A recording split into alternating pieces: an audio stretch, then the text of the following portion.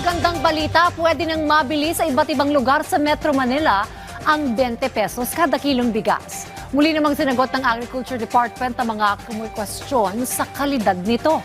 Yan ang ulat ni Bernard Ferrer. Maagang nagtungo si Baby sa Pasay City Public Market matapos mabalitaan na maaari nang mabili ang bigas sa halagang 20 pesos kada kilo, isa sa mga programa ni Pangulong Ferdinand R. Marcos Jr. Ayon kay Baby, bumili siya ng 10 kilo ng bigas upang mapagsaluhan ng 10 miyembro ng kanyang pamilya. Tinatayang aabot ito ng halos 2 linggo kaya naman makakatipid siya ng halos 1,000 piso. Bakit ito naisipang bumili ng 20 pesos na bigas? Para yung sobra dun sa dating price, pwede pang pabiling ulam. Mas malaking tipid talaga.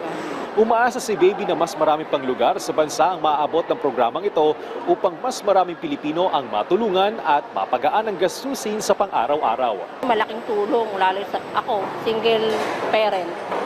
Bagay, wala na naman ako maliliit, kaya lang yung mga suporta sa mga kapatid, mga pamangkin, mga apo, malaking tulong.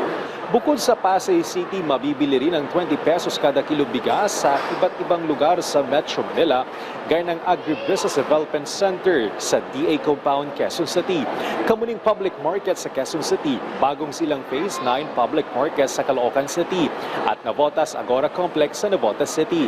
Available din ito sa Mandaluyong Public Market 1 at 2 at sa New Las Piñas Market sa Las Piñas City.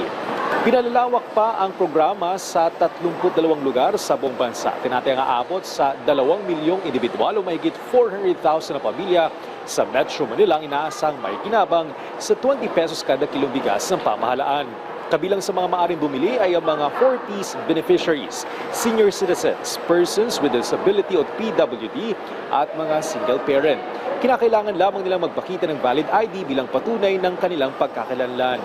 Lilimitahan sa 10 kilo kada araw o hanggang 30 kilo kada buwan ang maaring bilhin ng bawat individual upang matiyak na mas maraming pamilya ang makikinabang sa naturang programa.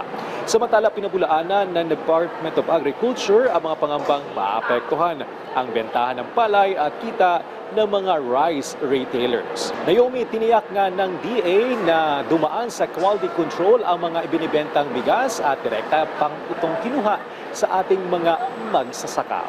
Bernard Ferrer para sa Pambansang TV sa Bagong Pilipinas.